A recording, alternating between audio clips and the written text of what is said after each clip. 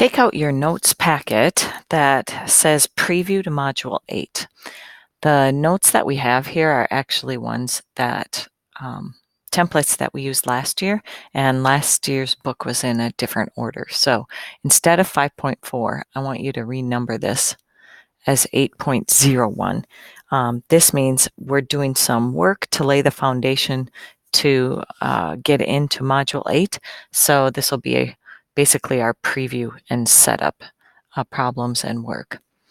And your assignment today will be in the packet. So really, this is not in our textbook right now. So if you wanted to write NA for not applicable, you can put that there. All right, I can solve proportions. This is what our learning target is for today. We're going to talk a lot about cross products. Cross products mean this. Let's say you have a fraction like 3/4 and 9/12. Okay, 3/4 and 9/12 are two ratios, two fractions that are equal to each other. I know that in a couple of different ways, that 3/4 or 9/12 in simplest form is 3/4. I could turn them both into decimals. I noticed that if I take the same K value, we talked about that a while ago, 3 times 3 and 4 times that same value, 3, I get the same one. But cross products are a property that say this: the numerator of this fraction and the denominator of this fraction, so 3 times 12. And then take this cross product, in other words, this denominator, 4, times this numerator, 9. They both equal the same value, 36. So in a proportion, cross products are equal. Okay, so we'll add this in here. They are equal in a proportion. So then we have to say, well, do you understand what a proportion is? Here's what a proportion is.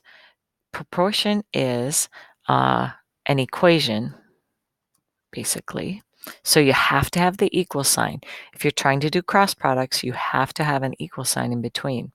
An equation with two equal ratios.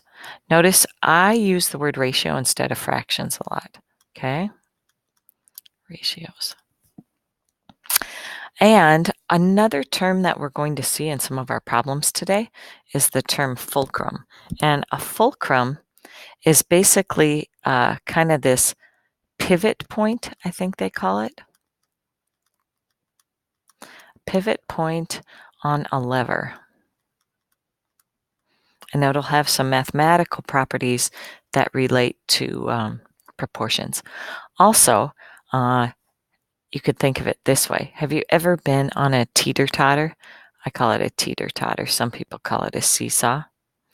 Okay, and usually you have one person on this side sitting there, and then you have another person on this side sitting there. Okay, so as you go back and forth on the teeter-totter, this point right here, that's the fulcrum or the balance. Okay, fulcrum. Right there. You talk about that a lot in science, probably physical science. Okay, here we go. So in your notes, you see this example and demonstration of proportions. Cross products and proportions are equal. If the ratios are not in proportion, the cross products are not equal. So you'll see some problems today where I'm going to ask you, are these two ratios equal to each other? If they're equal, then we say they are proportional. Lots of ways to check this. Okay, here's one way. 6/15 in simplest form, they both have a common factor of 3. In simplest form, that's 2/5. In simplest form, this is 2/5. That's one way you can check. Or some people think it's just faster to say this cross product is 60 And this cross product, 15 times 4 is 60. So, yes, these are proportional because they're equal. 7/12 and 5/9. I don't know. These are both in simplest form, which leads me to believe that they aren't. You can always double check with a cross product. 7 times 9 is 63. 12 times 5 is 60. No, they're not. Let's head to some more examples. Okay, so if you recall doing those last year when you were in Math 6, we called those, or I believe your teacher said you called these types of examples that worked factor puzzles, if that sounds familiar. So you might want to jot that down in the margin here, just kind of get some prior knowledge activated there. All right, let's look at some word problems. A mixture of fuel for a certain small engine should be 4 parts gasoline to 1 part oil. Sometimes you'll see that written this way. Okay, and if you have certain, like snow blowers, push lawn mowers, chainsaws, leaf blowers, weed trimmers, a lot of those require that you mix the gas and the oil together and put that in one tank to run that small engine. So 4 parts gas to 1 part oil. If you combine 5 quarts of oil with 15 quarts of gasoline, will the mixture be correct? So we have 4 to 1, and I always put a little note here, okay? 4 parts gas, I'm going to put a G for gas, compared to 1 part oil. In fact, maybe I'll even write out the words. To figure out if these guys are equal, I'm going to say, or wait, gas to oil. Also, this is where it might get confusing. Gas to oil, it says 5 quarts of oil. Aha, be careful. 5 quarts of oil. Okay, and I'm in quarts. Then I have to have quarts of gas here. And this says 15. So your job is to check if these are equal. You can do that with cross products. 4 times 5 is 20. 1 times 15 is 15. Will the mixture be correct? No. And then you're in danger of messing up that small engine. All right. Now, sometimes you'll test them. Sometimes we're trying to find the missing amount. Okay? So an easy way to do this is cross products using algebra. I'll show you cross product way, and then we'll look at another way, and you can kind of choose which way you want to go. You just have to simply show me the work behind it. If I use cross products here, I have some amount of dollars and times 3 items. So I'm going to have X times 3. 15 times 48. Now I'll be honest, at this hour of the morning, that one, I might need to use my calculator. That is 720, 15 times 48. Okay, solve this equation. Simply divide by 3. Divide by 3. 3 divided by 3 is 1. X equals, all right, take 720 and divide by 3. You get 240.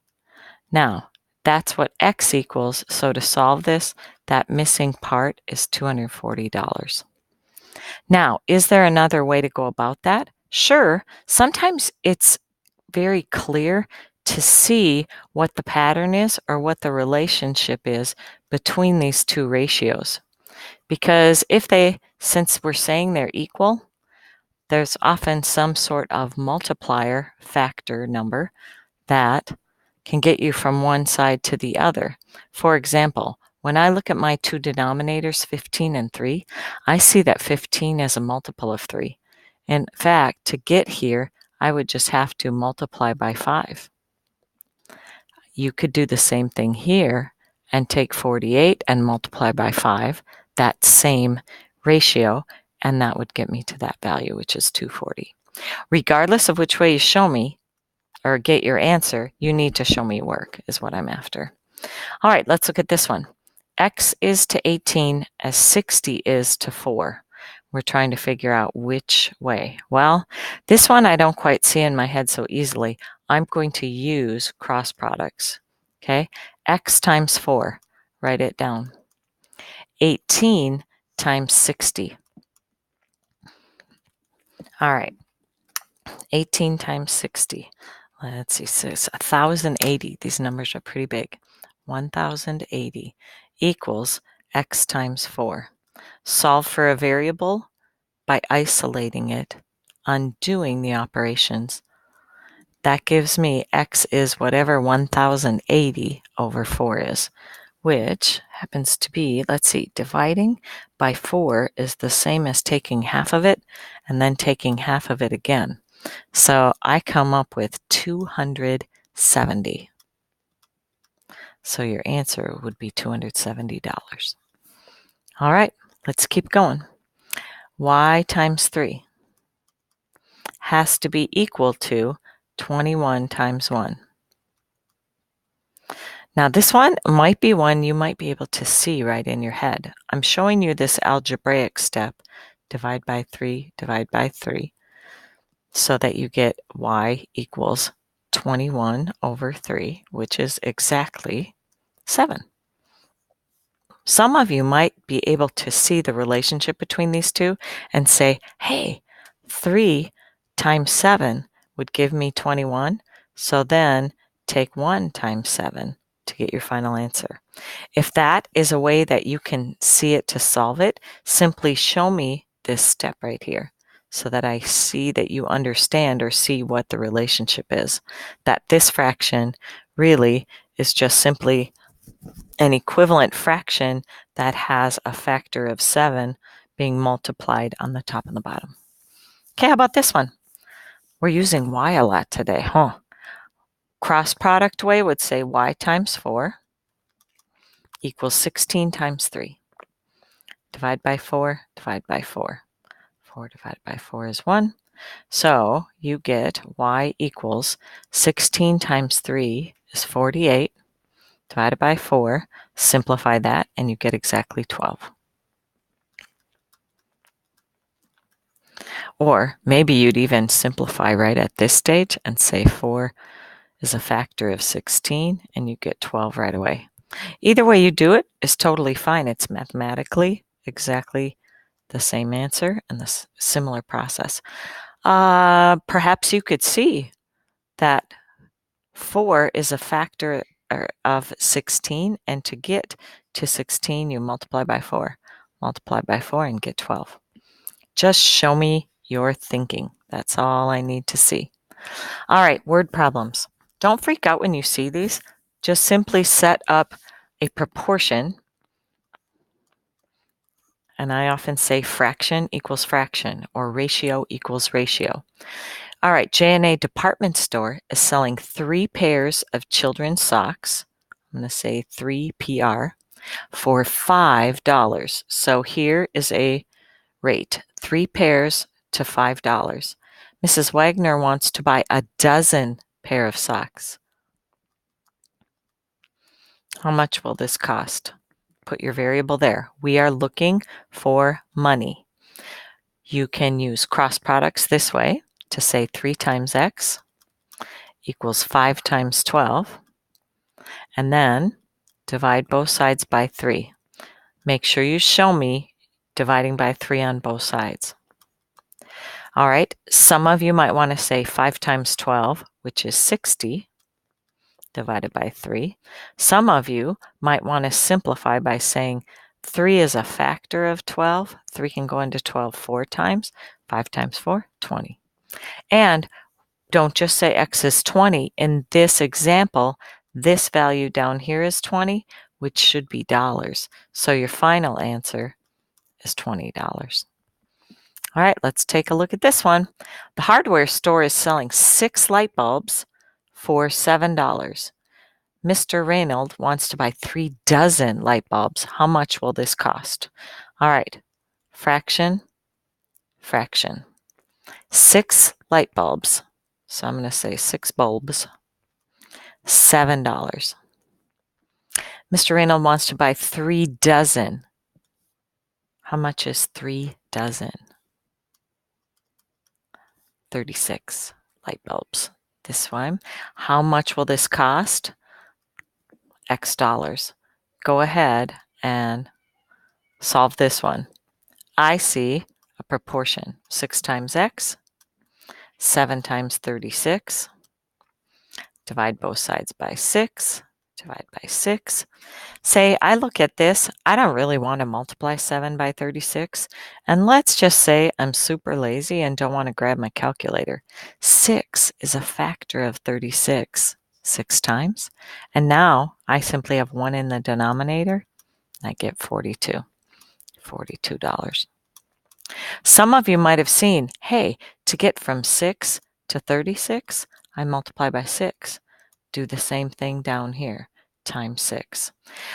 I'll caution you though, it has to be a rate that, or a value that you multiply the numerator and denominator by. And that reason is because when I take 6/7, that ratio, and I multiply the numerator and the denominator by 6/6, 6/6 is really 1. I'm getting an equivalent value over here.